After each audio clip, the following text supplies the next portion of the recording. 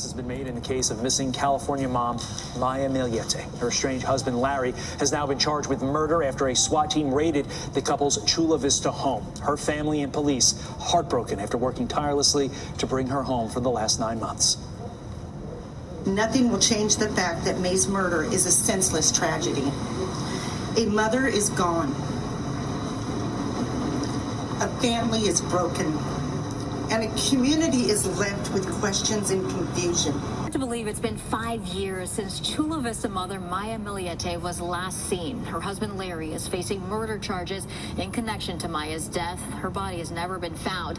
Hello, Unravelers. Welcome back to Tiff Unraveled. If you're new here, then welcome. I'm Tiff. January 7th, 2021. A 39-year-old mother of three calls a divorce attorney. By that evening, she has completely vanished without a trace. 9 loud bangs echoed through the neighborhood that night. They were captured on a neighbor's security camera. Her husband, he's paying online spellcasters, yes, you heard me correctly, to incapacitate her and searching on Google for plant you take to never wake up. No body has ever been found in this case. But prosecutors do believe very strongly that they have enough evidence to prove an unaliving. This is the Maya Millete case. And after 5 years of delays, Maya Millete's trial is finally set to begin in May 2026. Before we get into this one, as always, I just want to let you know that if you've started unraveling this one with me today, there's no going back. Go ahead and hit the subscribe button, like the video, because you're family now. You're an unraveler. Sorry, you're stuck with me. And also, I just, as always, want to say thank you. Thank you all for being here, for listening. Thank you for caring about Maya's story, and thank you for sticking with me through all of these cases, because it's just so important to talk about them. With this trial finally approaching after years of waiting, I wanted to just kind of make sure that we were all caught up and we were all ready. There's definitely a lot to unpack here, even more than what I could fit here. There's so many layers and so much depth to this case. And of course, I need to be clear. I'm not a lawyer. I'm not a criminal justice expert. I am not a psychologist. I am not a forensic specialist. I am an expert of no kind, any kind, just someone who cares really deeply about these cases, wants to make sure that these stories get told, and someone who just really loves sharing these things with a community of like-minded people such as yourselves. Everything that we're covering today, of course, I pulled from like news reports, court documents. I do actually have the probable cause affidavit for Larry Millete's arrest. We can read through that maybe in a separate video for those of you who don't want to sit through, a 30-minute long reading of a document with me. But I'm going to do it because I love a document. Anyway, and again, this is just my interpretation and analysis of these facts as I understand them. I do my best, okay? But thank you guys for being here. So with all of that stuff out of the way, settle in, grab your coffee, grab your wine, whatever gets you through these deep dives, right? Because this is going to be a long one. I'll tell you now, we are going to walk through everything that I possibly can. We're going to talk about the background, the timeline, the evidence, the legal battles, so that when trial finally begins in May, we'll have, at least a decent understanding of what's at stake and what justice for Maya really means. So, you know what time it is. Let's unravel.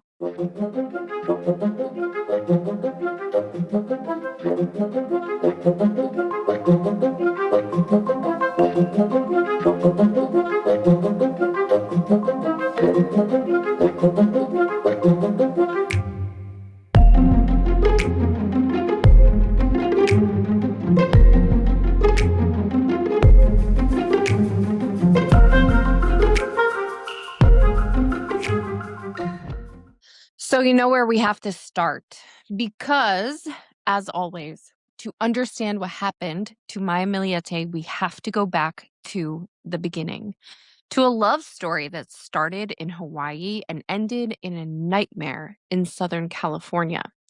Maya Tablanza was born on May 1st, 1981 in the Philippines.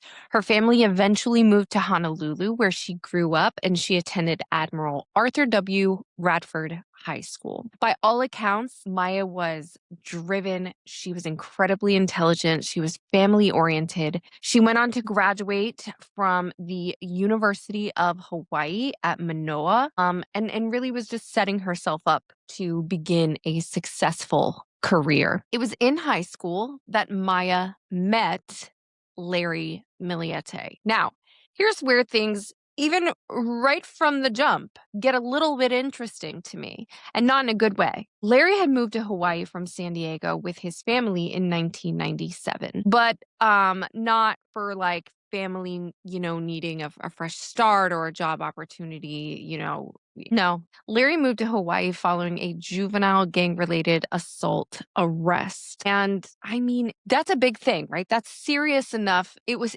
serious enough to warrant his entire family relocating to an entirely different state. And so despite this red flag that Larry had in his very recent past when Maya met him, she and Larry fell in love. They got married. Larry served in the United States Navy for about 5 years. And after his discharge, he started working as an optician.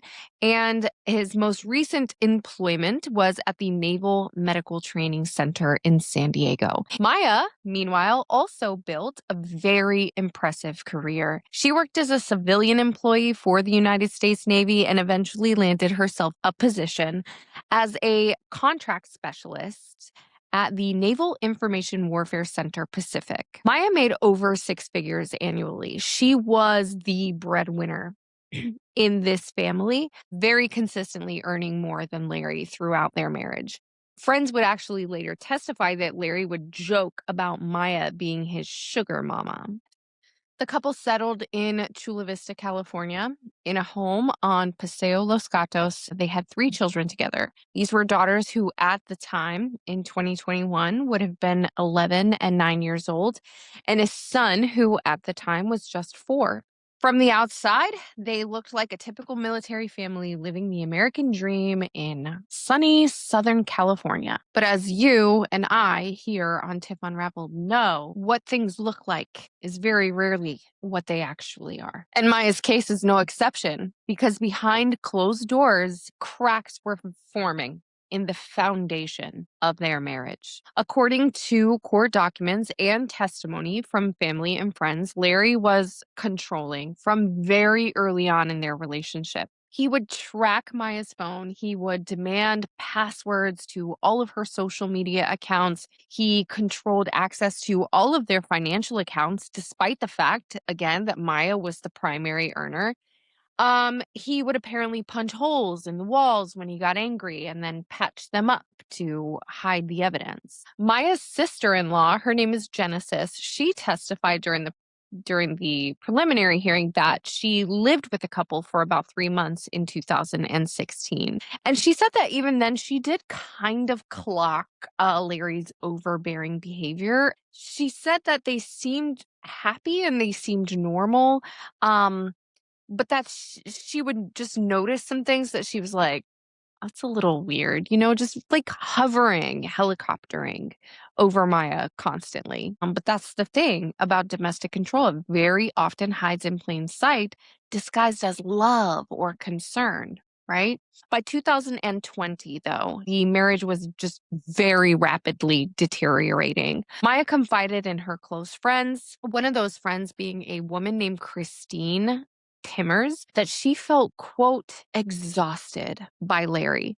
She told her sister-in-law, Genesis, that Larry, quote, never lets me be by myself. He checks all of my emails, messages, messengers, Facebook posts, even checks my Venmo, unquote. This was not a husband who's just being, attentive. This is surveillance, in my opinion. And then there was the affair. In February of 2020, Larry became convinced that Maya was having a relationship with a coworker, and testimony does suggest that Maya did have a relationship with someone. But Larry's response to this entire situation was very telling, okay? He didn't have a mature conversation with his wife. He didn't seek counseling. Instead, he would do some pretty devious things like contacting Maya's supervisor at work, saying things that shouldn't be said, trying to get the coworker transferred. He would send emails to her workplace. He would follow her to work. He became, in the words of one detective during the preliminary hearing,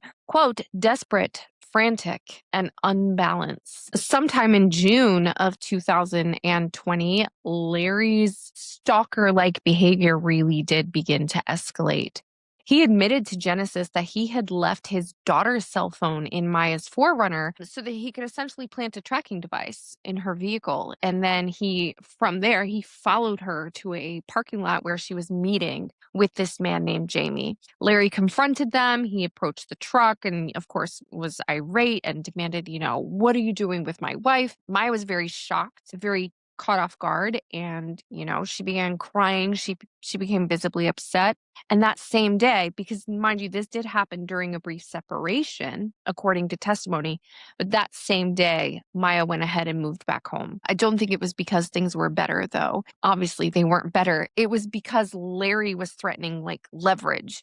He would threaten Maya that he was going to report her affair to her workplace, and that from there he would seek full custody of their children. And he even told Genesis, Maya's sister-in-law, that Maya, quote, needs to be humbled, unquote. So here's where things start to get really bizarre and disturbing, if they weren't already. Larry was finding himself unable to control Maya through traditional means. And so what did he do? Well, Larry turned to the supernatural. Yeah, he sure did. Starting around September of 2020, Larry began contacting spellcasters online. These are people who claim that they could use magic to influence Maya's behavior and feelings. At first, his requests were just about making Maya fall back in love with him, right? He even left a review for one spellcaster saying, quote, "She is kind, professional, and courteous. My casting has not yet manifested, but I'm really hoping and counting on it," unquote. Like he's rating her like it was an Uber ride. But anyway. But despite this, Maya continues to pull away, right? Because it's online magic, Larry. Like, what did you really expect? Anyway, she continues to pull away. She continues to become more and more distant from her husband. She is not happy in this relationship, and that is showing. And so Larry's request to these spellcasters became darker. By December of 2020, he was asking these spellcasters to make Maya, quote, become incapacitated, or to, quote, be in an accident. Basically, Larry was paying these people to curse Maya, to incapacitate her so severely that she would be homebound and completely dependent on her husband. That is what he wanted. And in the words of San Diego District Attorney Summer Stephan, this displayed Larry's homicidal ideations to harm his wife, May. Meanwhile, while Larry is chatting with and reviewing magic makers on the World Wide Webs, Maya's making real plans. She started seeing a therapist because she wanted to process all of her emotions about her failing marriage. She started stashing money away whenever she could because she knew Larry was controlling their finances. She confided in her friends during a December 2020 dinner that she was afraid, and not for herself, but for her children. Through tears, according to testimony, Maya told them, quote, "I'm afraid that Larry will hurt the kids to hurt me," unquote. This was shocking to the people that knew and loved Maya, but she reassured them that she was resolute and she had made her decision. She was going to file for divorce. And by early January of 2021, Maya had found that divorce attorney. She had an appointment scheduled for January 12th, 2021, which was just 5 days after her daughter's birthday celebration that they were planning to take this trip to Big Bear. So Maya in her brain was like, I really just need to get through one more family weekend, give my daughter a happy birthday, and then I'm going to be free. But here's the thing, Larry knew. Larry knew about the divorce plans. Larry knew that Maya was slipping away from him. And on the afternoon of January 7th, 2021, he sent text messages to his boss saying, "She's asking for a divorce again. I'm shaking inside and I'm ready to snap." I am truly sorry about the... I hate putting glasses on when I'm recording because there's such a glare in them, and I hate that, and I know it probably drives you guys watching absolutely crazy. Maybe I'm overthinking it. But I started this morning with a migraine, and I could kind of feel while I was straining to read that I probably needed to put my glasses on for a few minutes. So please excuse the glare. I'm sorry. Stay with me. Anyway, all right, so here we are. We're going to start talking now about January 7th, 2021. Now, this is the last day that Maya was seen alive. The day started completely normally enough. Maya was working from home that day, as most Naval Information Warfare Center employees were doing, because this was like mid-pandemic, right? 2021. Maya worked from 7 a.m. until 4:30 p.m. usually, but she had texted her supervisor, his name was Brian Mansfield, at 11:19 a.m. that morning, saying that she wouldn't be able to work her normal hours, that she was having some difficulties with her youngest son, but that she was like still trying to work.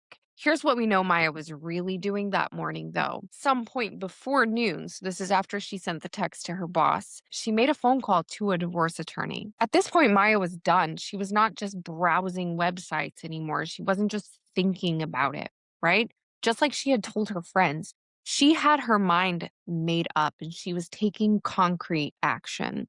She had already scheduled an appointment with this divorce attorney for January 12th to begin her divorce proceedings. And Larry knew about this call. How do we know that? Well, because like I said, he had sent text messages to his boss that day acknowledging that she was asking for a divorce again. It was final. The marriage was over and Larry knew it. Around 3 p.m., surveillance footage from a Ring camera on a neighbor's home captured Maya with her 3 children outside of their home.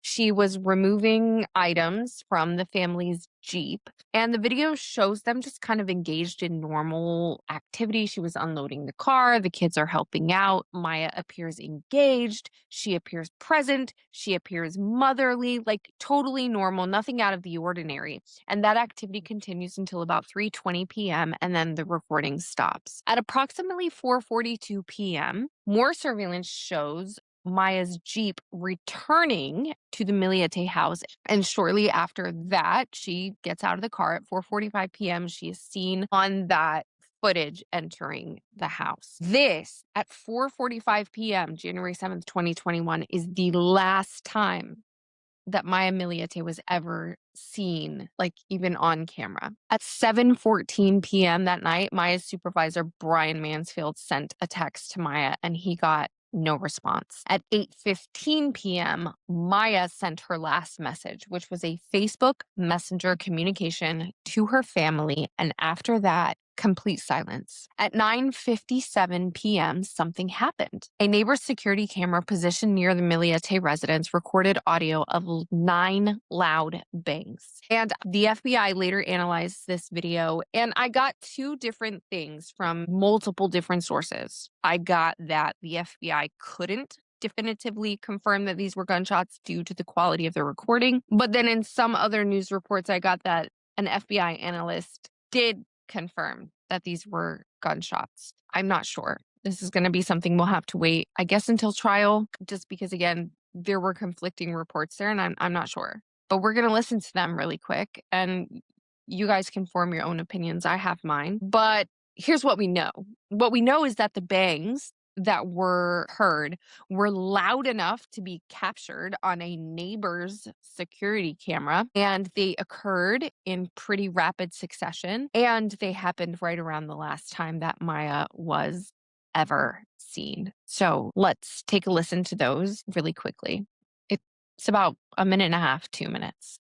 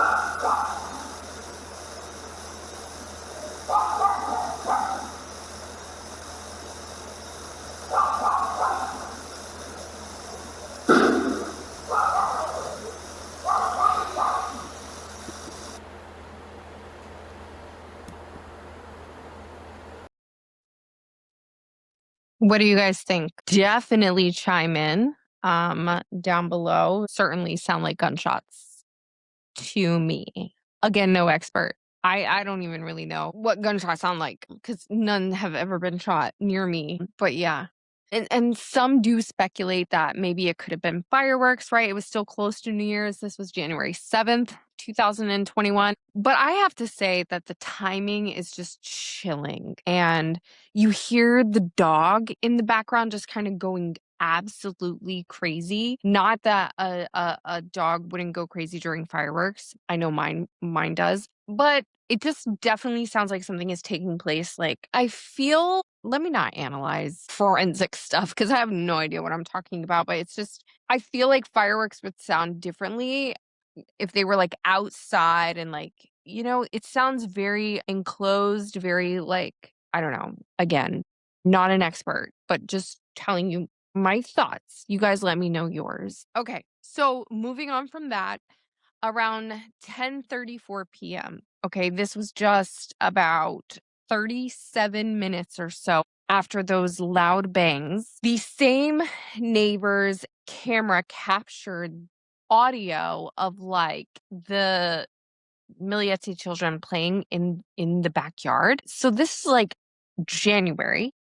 Cold. Well, it's cold in Virginia. I don't know how cold it is in San Diego in January. I can't speak on that, but it's also 10:30 something at night. Yeah. I don't know, but the neighbor did recognize these voices as the Millete children. So like, why are they playing outside in the backyard at 10:30 at night? Like, what's going on? What are they doing out there? Are they being kept out there like for a reason? Anyway, at 1:25 a.m., we're moving into the next morning, January 8th, Maya's phone activity stops completely. Her phone, which she always had with her, this was a staple in her life. It was glued to her hand, right? As most of us, it is our lifeline. According to everyone who knew Maya, her phone went completely silent. So let's talk about the day after. Let's talk about January 8th. 2021, right? The day that Larry's behavior became even more suspicious. Can you imagine more suspicious? Yes. Just before 6 a.m., surveillance footage captures someone walking out of the Millete home to reposition the family's black Lexus SUV. The vehicle pulled out into the street and then backed in closer to the house, in a position where a camera could not capture whether anything or anyone was in the back of that vehicle. So at 6 a.m., we have someone deliberately moving a car to block the view of its cargo area from any surrounding surveillance cameras. At 6:45 a.m. that morning, okay, Larry left his home in that Lexus. He took his 4-year-old son with him, but he left his 2 older children, 9 and 11, home alone. And here's the kicker. He left his cell phone behind. Larry, why would you leave your cell phone behind? You have 2 young children in the house. If there was an emergency, if something, they can't reach you, neighbors can't reach you, family can't reach, like, why are you leaving your cell phone behind? Is it because you didn't want your movements to be tracked? That's definitely the theory. Sorry, here they come. Okay. So Larry did not return home from that trip for 11 hours and 21 minutes. Where did he go? Larry told investigators that he went to Solana Beach, but when detectives showed him a map and asked him to point to where he was that day, he pointed to Torrey Pines State Beach, which is 4 or 5 miles south of Solana Beach. So he couldn't even really keep a story straight about where he allegedly had spent 11 and a half hours with his 4-year-old son. During those 11 hours, Larry's employer called both him and Maya, saying like, it's not like Larry to not show up for work, right? No answer, phone is shut off. Larry's father also called and texted and was begging him to turn his cell phone on because his boss was calling him about his job. Still, No response from Larry whatsoever. And we know why. It's because the phone was at home and what was Larry doing? 3:29 p.m. So this is 2.5 hours before returning home. 3:29 p.m., the Lexus's navigation system recorded a navigation event for Larry's home address, which means that Larry entered his home address for navigation to get him to.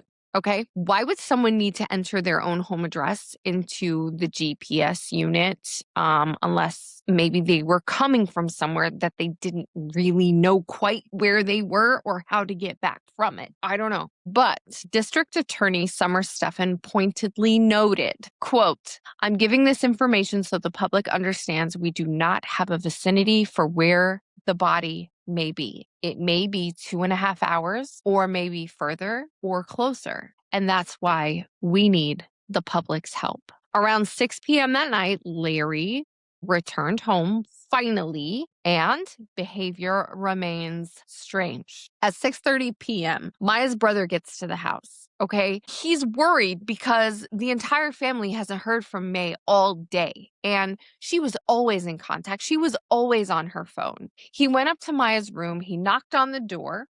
Okay. And then he went outside and looked into her room from the street, and no lights were on. There was no sign of Maya.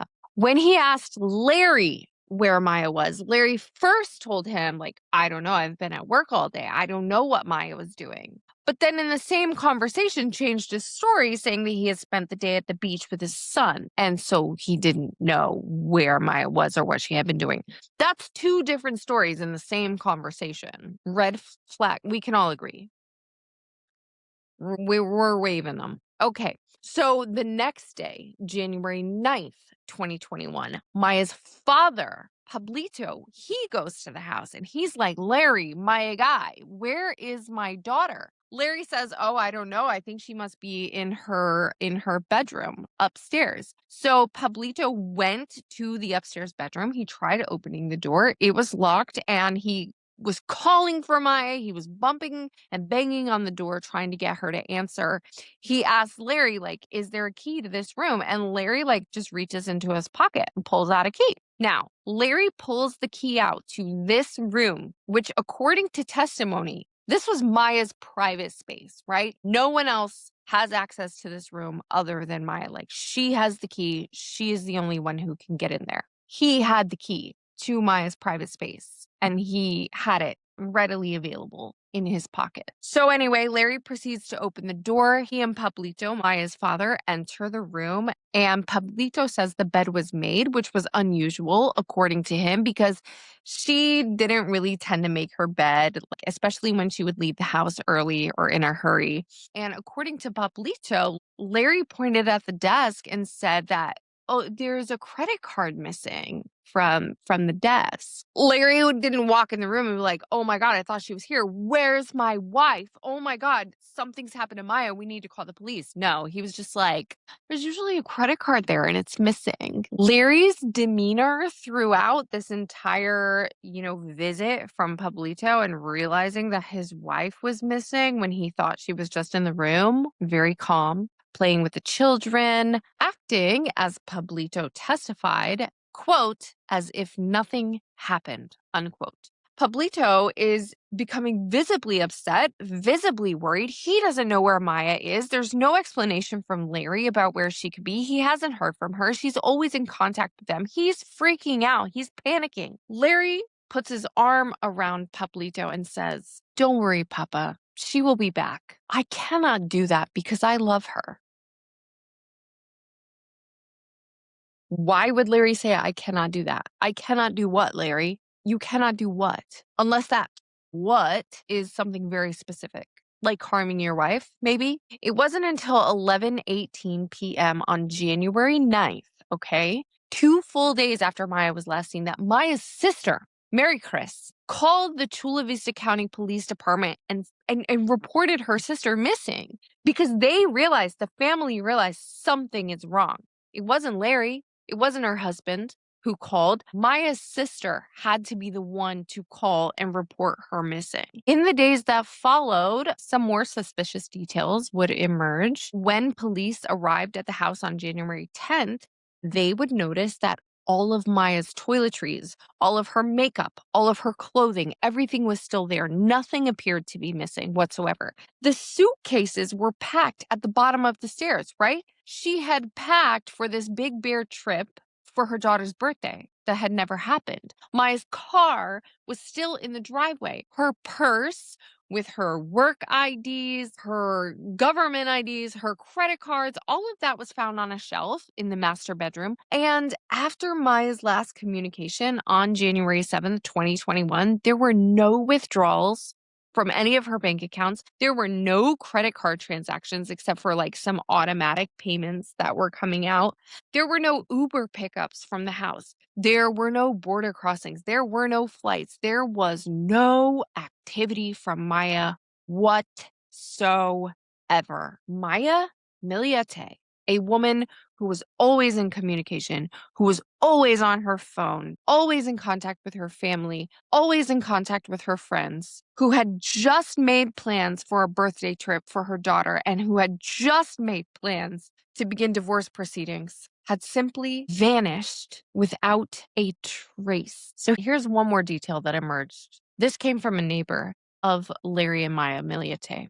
This neighbor said that on January 9th, which was the day after Maya had disappeared, right? The next full day, Larry had asked this neighbor to detail his Lexus because he said that it had been scratched during a Jeep trip to the Anza Borrego Desert State Park. Anza Borrego Desert, vast desert area, the kind of place where someone could absolutely dispose of a body and it might not ever be found. So now it's time to get into the investigation and the evidence. When Chula Vista Police Department officers first arrived at the Millete home in the early morning hours of January 10th, 2021, they were responding to what seemed like a pretty standard missing persons case. But Officer Ryan Culver, he was one of the first officers on the scene. He immediately felt like something was off. Larry was cooperative,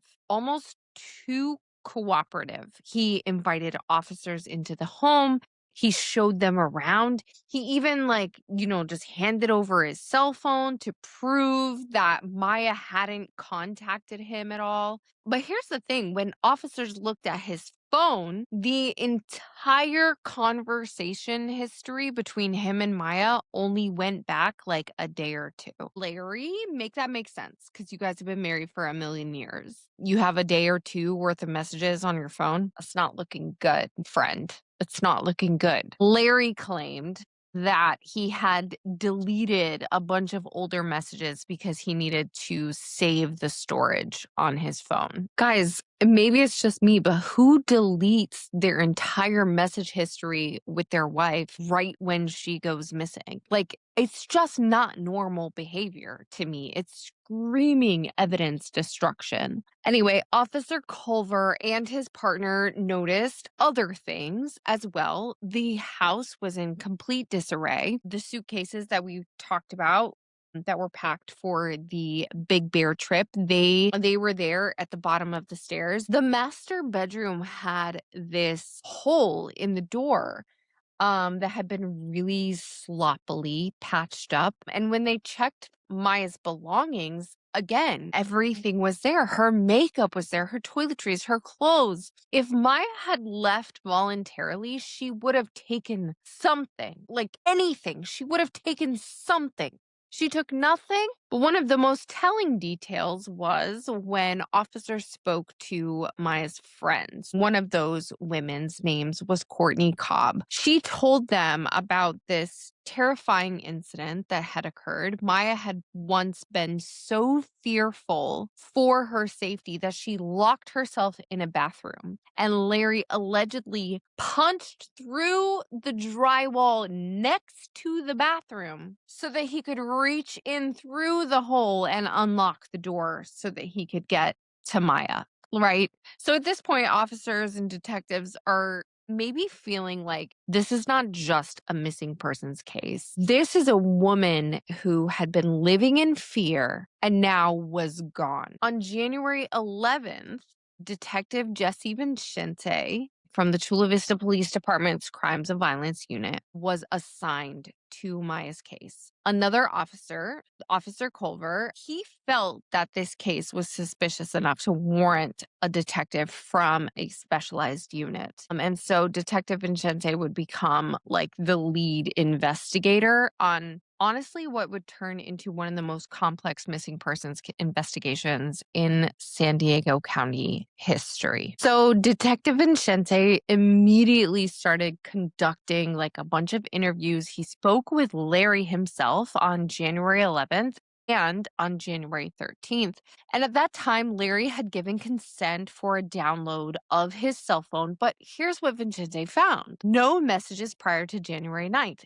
Larry had deleted absolutely everything from his phone. Vincente also began obtaining like surveillance footage from the neighbors. The Millete home was in a residential area where a lot of homes had ring cameras and other like security systems. So what he had found had painted quite a damaging picture of Larry's movements on January 7th and January 8th. On January 23rd, 2021, just over 2 weeks after Maya had disappeared, Chula Vista police executed their very first search warrant on the Millete home. They were looking for any clues, any evidence, anything that might point to Maya's whereabouts or what had happened to her. And this search lasted hours, and officers were seen carrying multiple items out of the house. So let's talk about what they found, because in a case like Maya's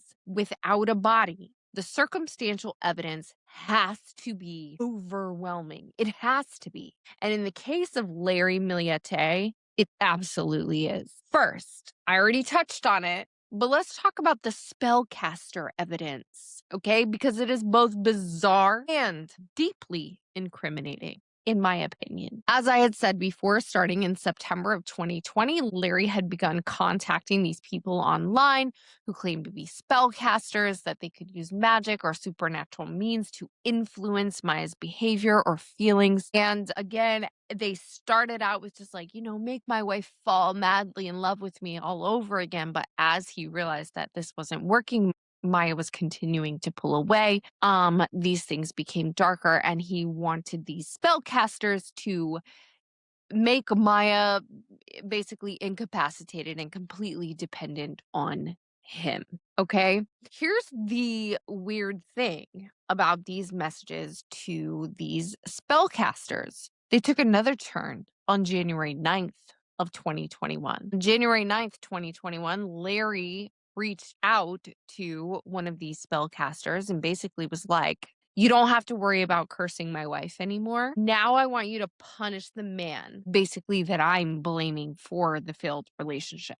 It turned from wanting Maya hexed to wanting this man, Jamie, hexed. Why did you feel like you no longer needed Maya to be included in this, Larry, like the day after she went missing? It's strange, right? You're basically like, well, she's done and that's taken care of. So now let's focus on this other guy, right? That's how I would interpret that evidence. I'm sure that's how the state is interpreting that evidence. Anyway, it's significant, right?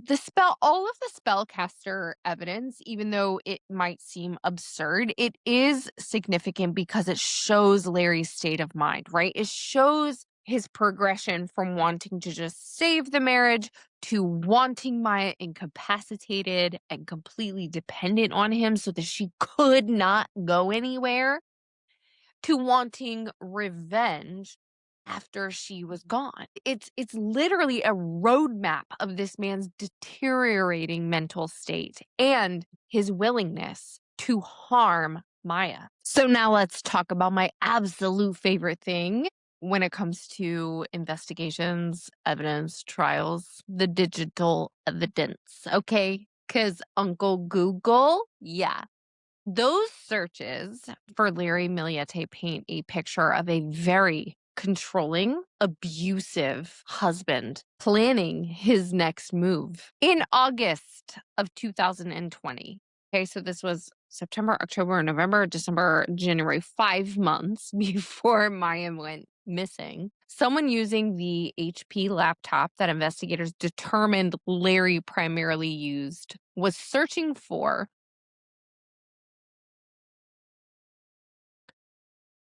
is manhandling a wife physical abuse? Physical abuse manifesting years after in a marriage. Can you track an iPhone if it's on airplane mode? Those were August searches. Now we go to November 2020. So now we're just 3 months before Maya goes missing. And the searches on a MacBook in the home include subliminal wife training your wife subliminal. These searches are chilling. These searches are showing that Larry was aware that his behavior could be considered abusive. They show that he was looking for ways to track Maya, even when she tried to hide her location. And they show that he was looking for ways to psychologically manipulate her. And speaking of those subliminal messages, in December of 2020, a text to Maya's sister-in-law, Genesis, this text was from Larry, explained that he had been playing, quote, hidden messages in the form of white noise, unquote, to try to influence his wife's behavior. When Maya discovered this, because she did, she was furious. Understandably so. This is a violation of this woman's autonomy, her mind, and her very sense of self. Anyway, as the investigation continues, detectives discover handwritten letters between Larry and Maya. And in one letter from Larry to Maya, he wrote, quote, I regret that you feel so suffocated. I regret all the missed opportunities to treat you like a treasured gift from God.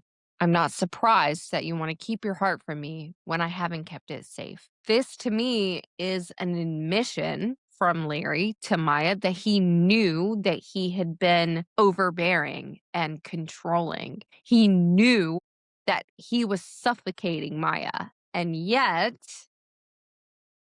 obviously, based on just the things we've talked about so far, he hadn't changed. In another letter, this one written from Maya to Larry, and it was dated August 27th, 2020, Maya detailed her grievances with their marriage. The letter was found during the January 23rd search warrant. And while the full contents of that letter have not been disclosed in court, what we do know about it was that it was very clear that Maya had been documenting the problems in their relationship.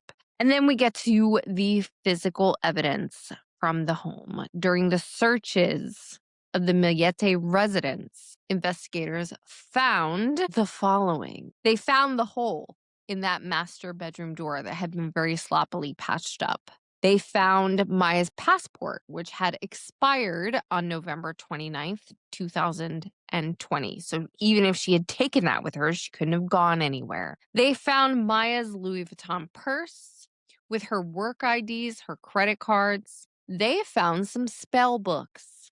They found a burnt credit card and what appeared to be a letter or an envelope in the chimney. They found a piece of luggage that was stuffed with cold season clothing, right? Like sweaters and beanies. Each of these items tells a story. The hole in the door, that tells the story of Larry's violence and his anger. The passport, like I said, proof that Maya couldn't have left the country even if she had taken that with her. The purse with the IDs and the credit cards, that's evidence to me that Maya did not leave voluntarily. No woman is going to go anywhere without her purse, without her IDs, without her means of payment and sustaining, any sort of just activities of daily living. The burned items, well, possible evidence destruction. The luggage with the cold weather clothes, that was packed for that Big Bear trip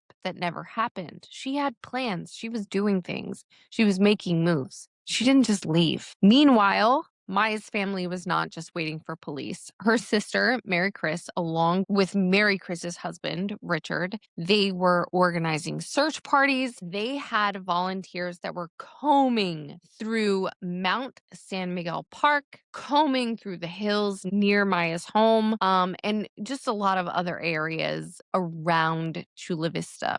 They were holding vigils. They were plastering Maya's missing persons posters all over the city. They created a website called findmayamillete.com. And of course, that website was to coordinate search efforts and share information. And here's a question I know you all are asking. Where's Larry during all of this? Where is Larry during the days that followed his wife's disappearance? Where's Larry during all of these search efforts and, all of these? Yeah, I don't know. But he wasn't there. He didn't participate in a single search. He didn't attend a single vigil. He never made any public pleas for Maya's return. He did stay home with the children. He did claim that he was receiving threats and that is why he couldn't participate in the searches to find his wife. On February 3rd, 2021, so this is less than a month after Maya disappeared, Larry hired an attorney. He lawyered up, which is his right, and he stopped cooperating with police entirely.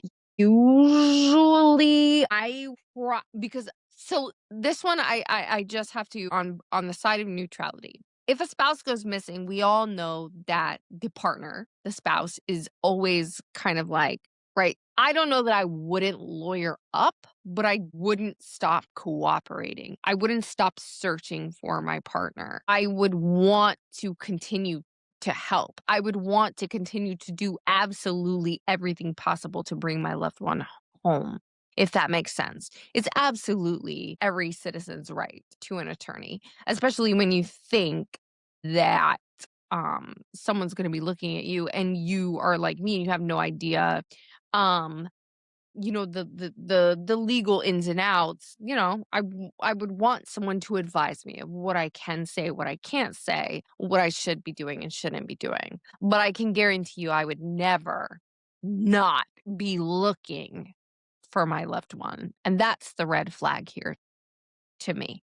Larry, however, just went completely silent. So on April 21st, 2021, the Chula Vista Police Department announced the formation of a multi-agency task force that was created to investigate May's disappearance. The team included the FBI, the Naval Criminal Investigation Service, right, NCIS, and the San Diego District Attorney's Office. So this was no longer just a local missing persons case. This was a major investigation that was now involving federal resources. The FBI's involvement here was particularly significant, right? So May worked for the Navy as a civilian contractor, which gave federal authorities jurisdiction. So NCIS got involved because Larry also worked for the Navy. So this was now a case with some very serious resources behind it. On May the 7th, 2021, this was exactly 4 months after Maya had disappeared, police executed a second search warrant on the Millete home. This time, it came with canine units, and they stayed for hours, well past 11 p.m. Officers were seen loading what appeared to be rifles and boxes that were typically used to store ammunition into a van. About 60 to 70 supporters of Maya's family surrounded this property as police worked. Maya's sister and Maya's brother-in-law, they raced down from Riverside as soon as they heard from like friends that an arrest warrant was being served. They got there and were very disappointed to learn that it was just a search warrant, not an arrest warrant. However, Mary Chris said this, quote, "It's been a nightmare. No family should have to go through this. Every night we are crying, praying we could see my sister soon. In the morning, we are crying. We don't have any clue where she is. It's heartbreaking," unquote. 2 days later, on May 9th, 2021, another significant development. Larry Millete was served with a temporary gun violence restraining order. So this basically prohibits Larry from that point forward from having any firearms or ammunition in his custody or in his control. Why? Why was this served? Why did this happen? Well, it's because investigators had discovered that Larry had a cache of weapons, some legal, some not. During that May 7th search, police had seized multiple firearms, but there was a firearm that remained unaccounted for. It was a .40 caliber handgun. This gun still has never been found, and prosecutors believe this may have been the unaliving weapon. So the gun violence restraining order actually also revealed another very disturbing detail. Larry's children knew the passcode to his gun safe. Why? A photo was presented showing his 4-year-old son standing on the table, surrounded by firearms. This man was not a responsible firearm owner. Okay, this is someone whose weapons were accessible, easily accessible to very young children. District Attorney Summer Stephan made a public plea to anyone who might have this gun to turn it into police. Why? Because, again, prosecutors believe this is the weapon that was used to take the life of Maya Millete. If those loud bangs that we heard on January 7th on that neighbor's security cam footage were actually gunshots, this gun could be the key to proving what happened to Maya. On July 1st, 2021, police execute yet another search warrant at the Millete home.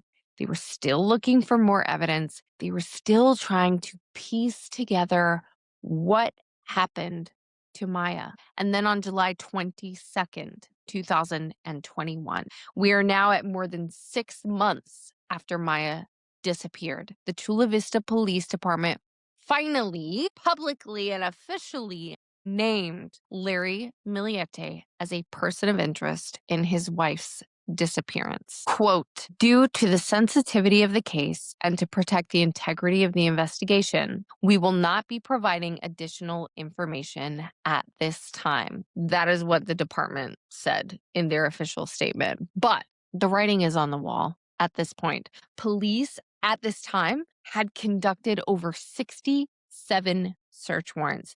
They had interviewed over 80 people. They had reviewed thousands of pages of data. They had analyzed surveillance footage.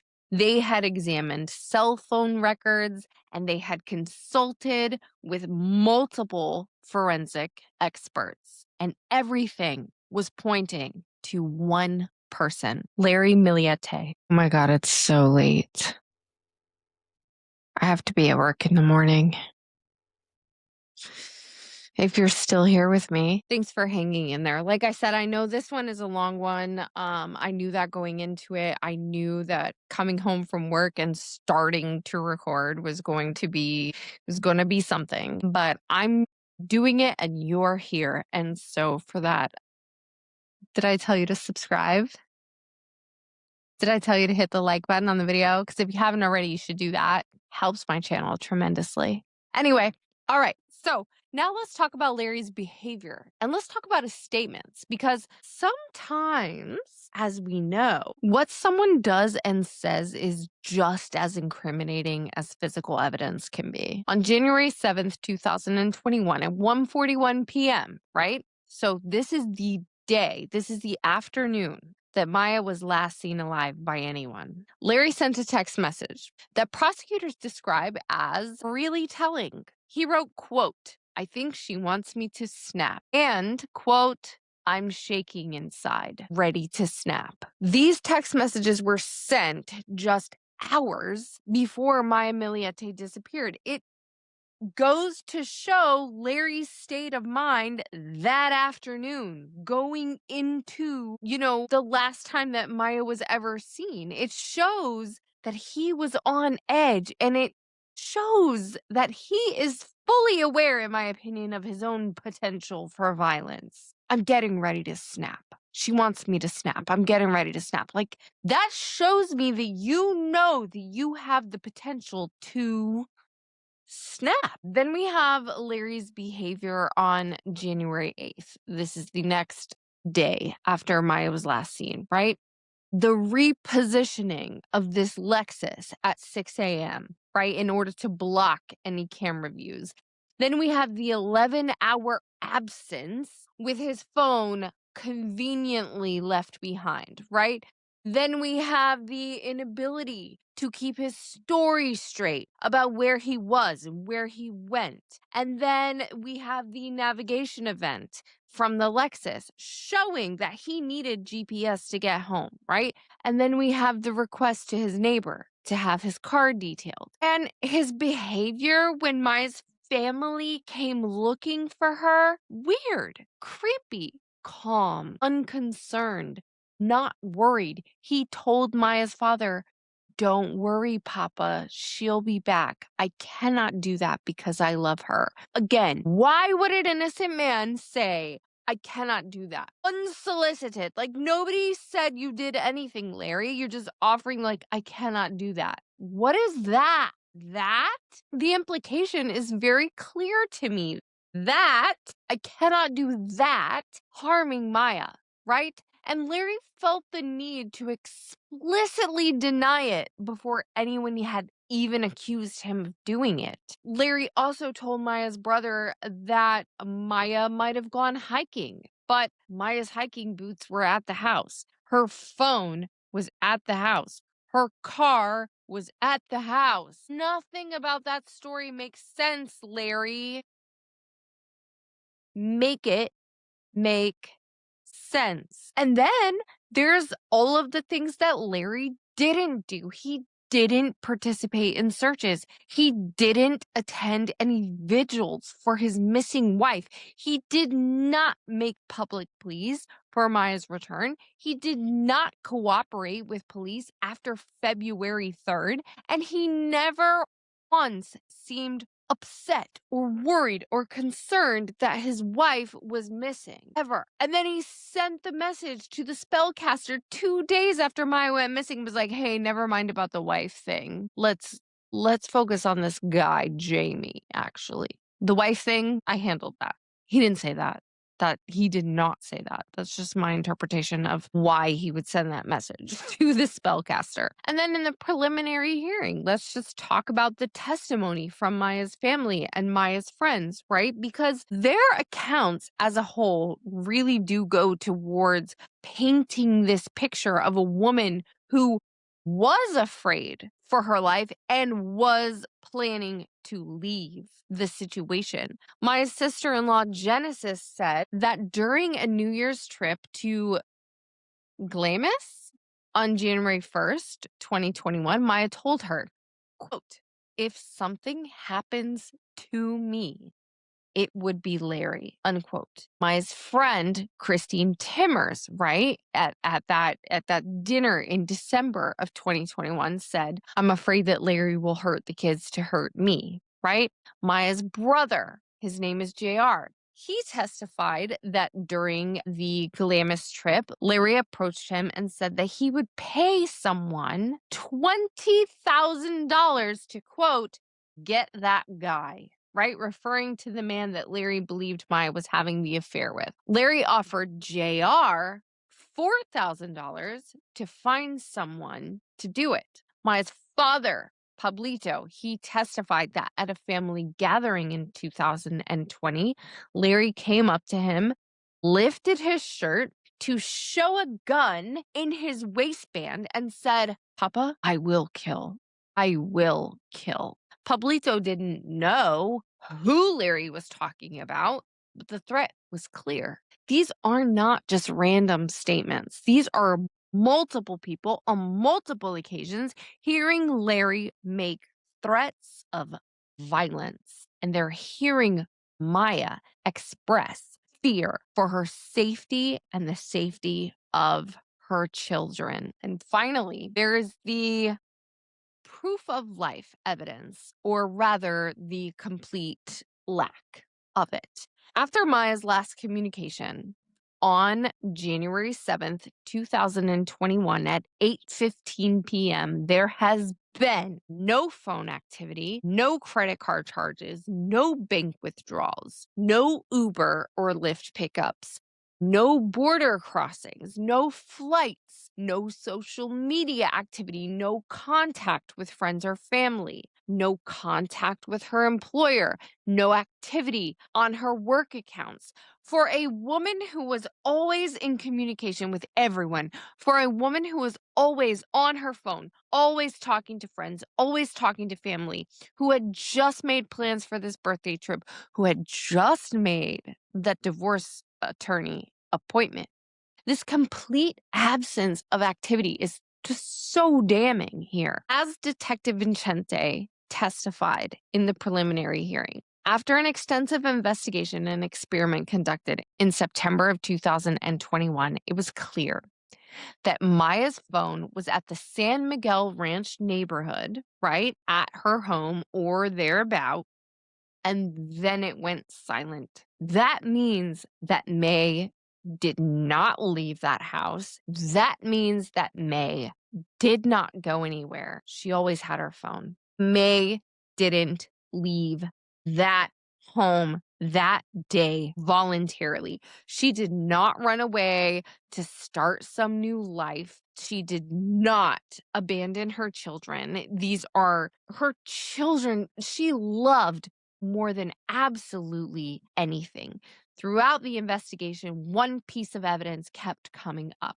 Those loud bangs captured on audio on the night that Maya was last seen alive. Here's what investigators believed happened based on the totality of evidence. On the afternoon of January 7th, after Maya had called the divorce attorney and after Larry had sent that text about being ready to snap, something happened in that house. There was a confrontation. At 9:57 p.m., those loud bangs were recorded. Prosecutors believe that Larry shot Maya that night. They believe that he spent the entirety of the next day, January 8th, disposing of her body somewhere in the vast desert areas of San Diego. The repositioning of the Lexus at 6 a.m. that morning to block the camera views, the 11-hour absence with his phone left behind, the navigation event entering his home address when he was supposedly just at the beach, the request to have the Lexus detailed because it was scratched during a desert trip.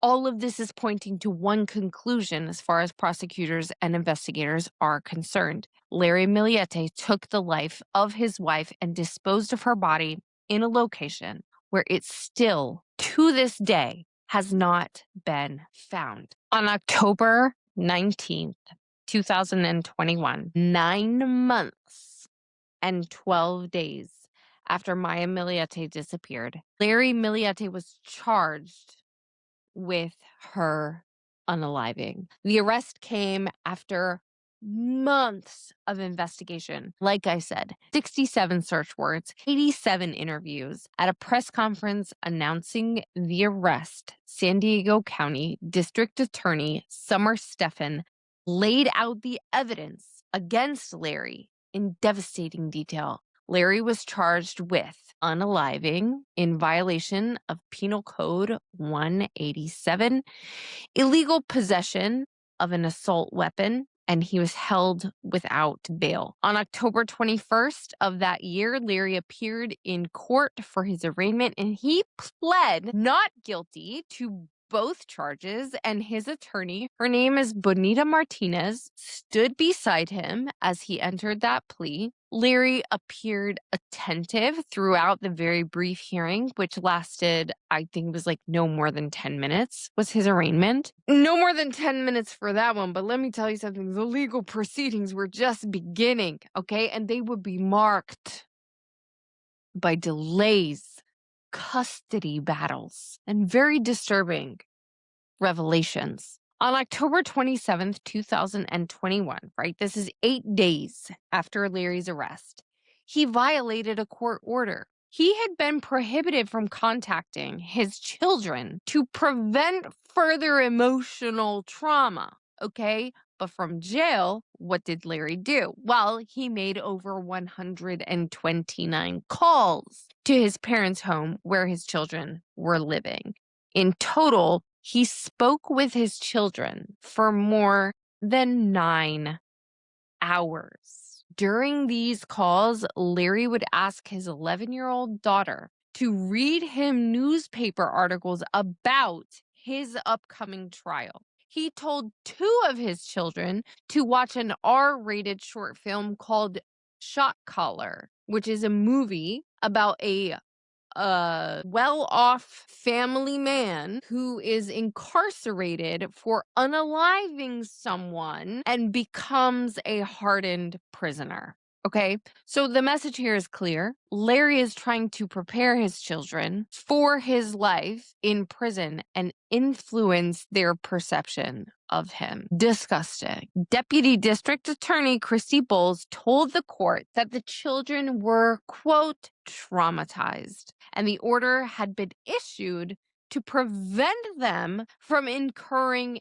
any additional emotional trauma. As a result, Judge Marianne D'Adezio, I don't think that's how you say it, but I don't know how else to say it. D'Adezio? Judge Marianne D'Adezio. Okay, we'll go with that. Because there's like one of those little like apostrophes there. So D'Adezio ruled that Larry was limited to only being allowed to call his attorney. He was completely, from that moment on, cut off from his children. And this sparked a custody battle that would rage on for years to come.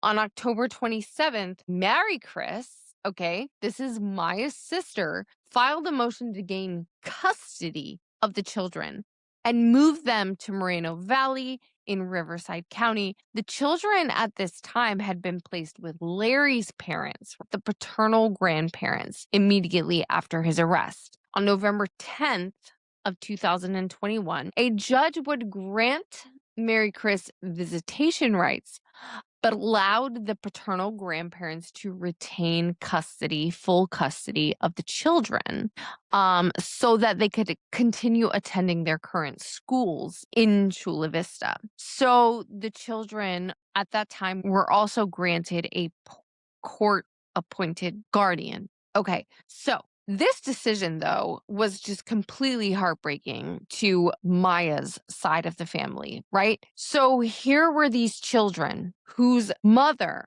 was missing and whose father was in jail for her unaliving, and they were being kept with the family of the accused unaliver rather than with their maternal aunt, who desperately wanted to take care of these children. The custody battle would actually go on for years, with both sides filing for guardianship, and then it wasn't until August of 2024, more than 3 years after the disappearance of Maya, that Mary Chris finally won custody of all of the children. By then, however, the kids had spent years living with their paternal grandparents, completely separated from their mother's side of the family. Meanwhile, in the criminal court, Larry's case was moving forward, but as we know, tends to happen very slowly. In June of 2022, Larry's defense attorney, Bonita Martinez, filed a petition claiming that Larry was not competent to stand trial. Oh, this completely halted all of the criminal proceedings while Larry was examined by a psychiatrist. In September of that year, San Diego County Superior Court Judge Cindy Davis ruled that Larry was mentally competent to stand trial and the case could proceed. January 11th, 2023. We are already at more than 2 years after Maya has disappeared. Larry's preliminary hearing finally began. This is the one that I watched, okay? This hearing would actually go on for weeks. And it would be the first time that any of us in the public heard very detailed testimony about any of the evidence that the state had against Larry. The preliminary hearing was literally a marathon. It included testimony from Maya's father, Pablito, Maya's sister-in-law, Genesis, Maya's brother, JR, Maya's supervisor at her previous job, Derek Sops, Maya's supervisor at her current job, Brian Mansfield, Maya's close friend and coworkers, including Christine Timmers, and multiple and many Chula Vista Police Department officers and detectives, as well as others. So the testimony that was heard at this preliminary hearing was very emotional. It was very damning. And family members would get on the stand and they would cry as they would talk about Maya's fear of Larry, as they would talk about her plans to divorce him. Friends would testify about Maya's excitement for the future, and they would testify about her love for her children. And then detectives would get on the stand and they would lay out all of the evidence piece by piece, building this case that even though we didn't have Maya's body, Larry had taken the life of his wife, according to prosecutors, allegedly. Okay. One particularly dramatic moment came when Larry's defense attorney, Bonita, asked a question during the hearing that drew a few gasps in the courtroom. The question that she asked was, did the spells come true? Bonita,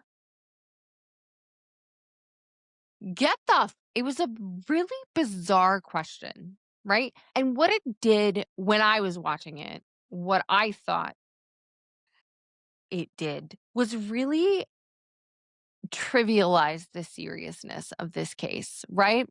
But then it also highlighted how strange this case actually is. We have an unaliving case where the defendant's attempts to use magic to control his wife are a key piece of evidence. Like, this is actual evidence in this case. It's weird.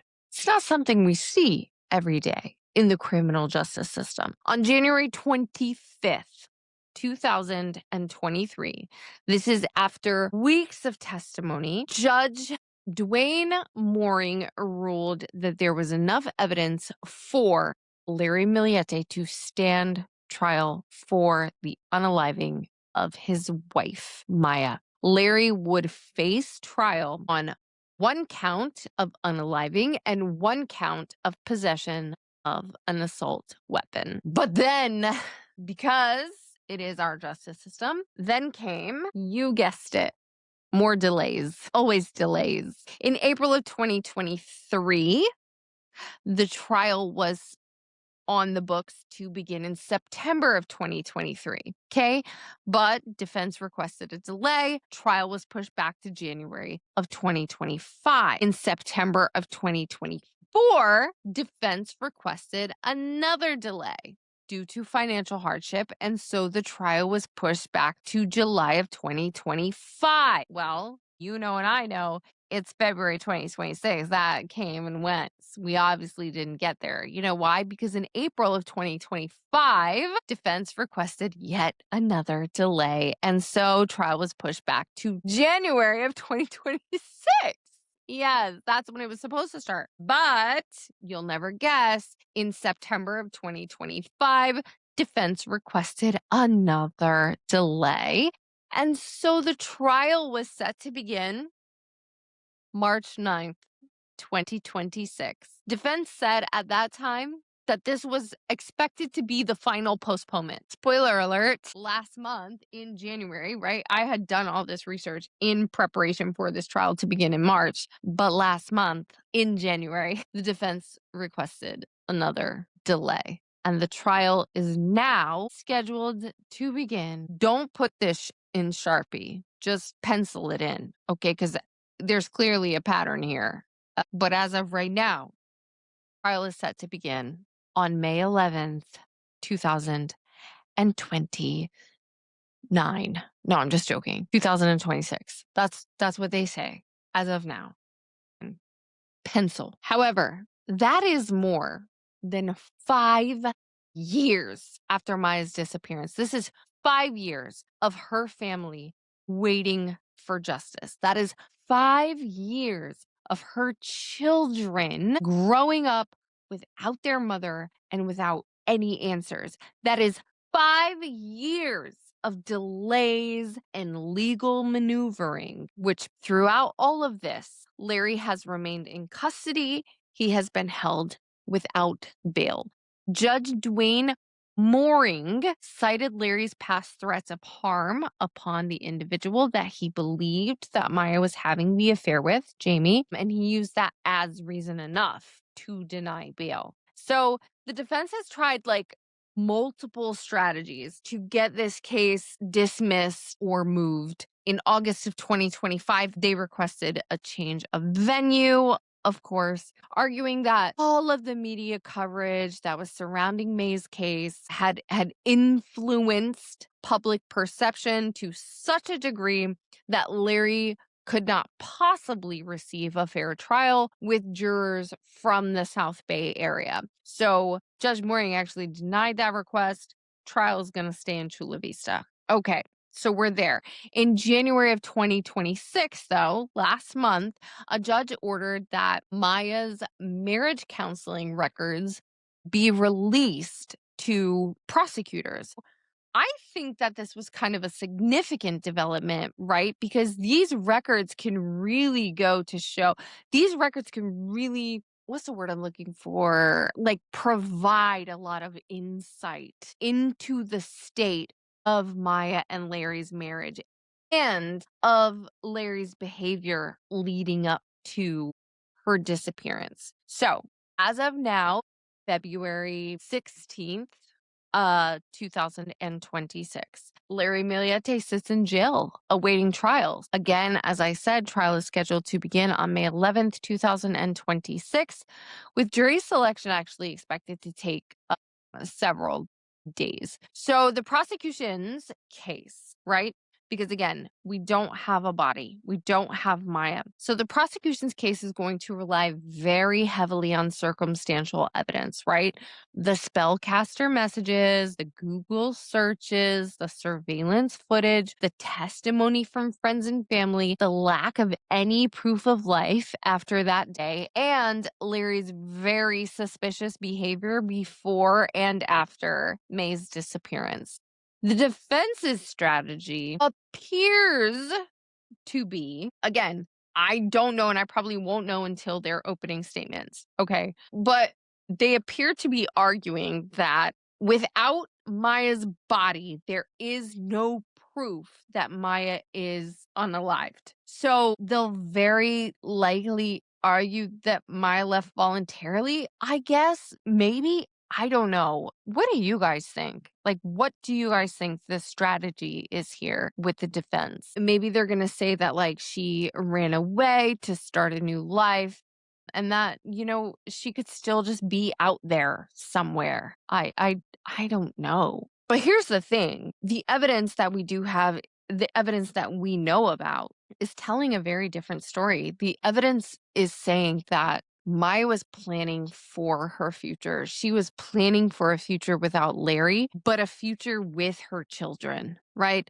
Her family, her friends, her career, all of that stuff would stay intact. The evidence says that Maya was afraid of Larry, but that she was taking steps to protect herself and to protect her children. The evidence says that Maya disappeared on a night when loud bangs were heard near her home, and her husband spent the entire next day driving around the San Diego deserts with his phone turned off and left at home. The evidence says, according to prosecutors, this is just alleged. The evidence says that Maya Millete was taken by her husband and her body was hidden in a place where it still has not been found. The Maya Millete case, at its core, in my opinion, is a story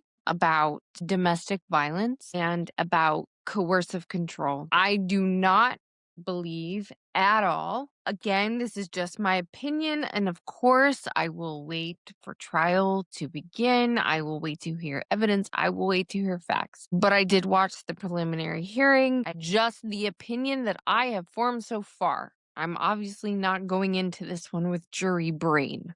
Though when I start the trial coverage, I will. I do not believe that this crime was a crime of passion. I believe that this was something that had been building for months and maybe even years. Every time Larry tracked Maya's phone, every time he demanded her passwords to her social media or to her emails, every time he controlled her money, her spending, every time that he punched holes in those walls, every time that he threatened to take those children, those were not isolated incidents. They were a pattern to me of abuse. And Maya knew she was in danger. She told her friends, she told her family.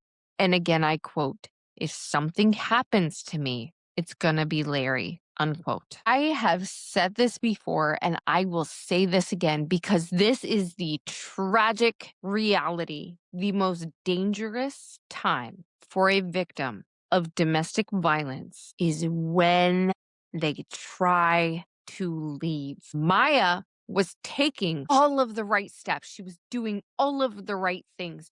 She was seeing a therapist to talk through her feelings and her emotions. She was confiding in loved ones. She was stashing money. She was finding a divorce attorney. She was careful. She was strategic. She was thoughtful, and it still wasn't enough. While Larry sits in jail awaiting trial, Maya's family has never stopped searching for her. Every single week since Maya disappeared, volunteers have gathered to search different sites all around San Diego County. They've searched Mount San Miguel Park, the Glamis Sand Dunes, Lower Odie Lake, the Salton Sea, Anza Borrego Desert. They have used ground penetrating radar. They have used drones. They have used search dogs. They have hiked through scorching desert heat, and they have hiked through rain and cold, and they have still found nothing. Maya's sister, Marie Chris, has been the driving force behind these searches. She has been organizing hundreds of volunteers, and she has been the one who has been pushing and keeping Maya's case in the public eye. Quote, "It has been a nightmare. The thought of not knowing where she is really unbearable pain," unquote. Every January 7th, the family holds vigils. On the 3-year anniversary, Maya's 3 children performed for the first time, singing songs that their mother once sang on her YouTube channel. It was heartbreaking and it was so beautiful. These children were honoring their mother while their own father is sitting in jail accused of taking her life. Mary Chris said, quote, "We will bring Maya home and justice will be served." It has, for Maya's friends and for Maya's family and for this community, it has become a mantra. It has become like a promise, right? A declaration that they will not give up. The family has kept Maya's case in the national spotlight. This case has been featured on Good Morning America. It has been on Dr. Phil, 48 Hours, Dateline NBC, Court TV, etc., etc., etc. Multiple beautiful, wonderful, amazing YouTube content creators that are covering this case as well. It's everywhere. The family has created the website that I mentioned earlier in this video, findmayamillete.com, and they are using that site to post updates and to post search information. This is 5 years of searching. This is 5 years of hoping, and this is 5 years of waiting for justice. Despite all of these efforts, Maya has still not been found. Prosecutors do believe that Larry Millete disposed of her body somewhere within that 2.5-hour range of Chula Vista. That includes a massive search area. That includes the Anza Borrego Desert, like we said. That includes the Imperial Valley. That includes the Salton Sea.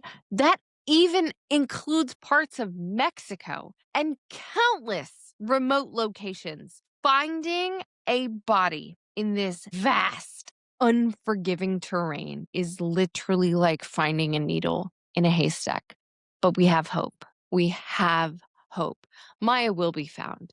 Maya will be brought home. So, as we wait for Larry's trial to begin in May of 2026, there are just so many questions that remain. First and foremost, where is Maya's body? Larry, where is it? What exactly happened on the night of January 7th, 2021? What were those loud bangs? Where did you go, Larry, during that 11-hour and 21-minute window on January 8th? What happened to that missing .40 caliber handgun? Where is it? And perhaps, most importantly, will there be justice for Maya? The prosecution faces an uphill battle for sure, without a body, without a weapon, without any eyewitnesses to what happened. They will have to convince this jury that the circumstantial evidence is overwhelming enough to prove beyond a reasonable doubt that Larry Millete took the life of his wife, Maya. I will be here. I will be covering every moment of that trial. I have been following this case since it broke 5 years ago. I'm invested, and I hope that you'll be here with me because Maya deserves justice, and we hope to see that. We'll walk through all the evidence together as it's unfolding in the courtroom. We will hear from those witnesses. We will see if the justice system in Chula Vista, California can deliver justice for Maya and for her family. Before we close, I need to say something very important. If you are in a relationship, or if you know someone who's in a relationship where someone tracks your every move, tracks your phone, counts your money, isolates you from friends and family, threatens you, or makes you feel afraid, that is abuse. And it can, and many times will, escalate to violence. The most dangerous time is when you try to leave, but you don't have to face this alone. The National Domestic Violence Hotline is available 24 hours a day, 7 days a week, and you can reach them at 1-800-799-7233. 3333. Or you can send a text message. You can send START, START, to 88788. Make a safety plan. Talk to people that you trust. Document everything and know that you deserve to be safe. May was 39 years old when she disappeared. She was a daughter. She was a sister. She was an aunt. She was a friend. And most importantly, she was a mother to 3 children who very desperately needed her. She loved hiking. She loved the outdoors. She sang songs that her children are now performing in her memory. And she dreamed of a future free from that control and that fear. She deserved to live, and she deserved to raise her children, to grow old, and to be happy. Instead, Maya's been missing for 5 years. 5 years of her children growing up without their mother. 5 years of her family searching for her desperately. 5 years of unanswered questions and what I can only imagine to be unbearable pain. Maya was doing all of the right things. She recognized the danger that she was in. She confided in people that she trusted. She made plans to eventually be able to leave safely, and it still wasn't enough. That is the terrifying reality of domestic violence. Sometimes, despite all of your efforts, your abuser will still find a way. But Maya's story is not over. Her family continues to fight for her. They continue to search for her. They continue, as will we, to demand justice for her. And on May 11th, 2026, a few short months from now, God willing and the creek don't rise. That's the saying, right? Larry Millete will finally face a jury of his peers for the taking of Maya's life. Again, this is still an active investigation. It's an open, we still don't have Maya home. I know my community is small, but I'm going to do my part, and I'm going to say this. If you have any information about Maya's disappearance, I want you to contact the Chula Vista Police Department. Their phone number is 619-691-5139. Or you can call Crime Stoppers at 888-580-8477. You can always remain anonymous. Maya's family is still searching. They are still hoping. They are still fighting, and they still need the community's help. Thank you guys so much for joining me on this deep dive. I hope we feel a little bit prepared and ready. Again, I feel like I've just skimmed the surface. Larry's done interviews with reporters from jail. I may try to post the link for that in the comments. Like, there's just so many, though he doesn't say anything.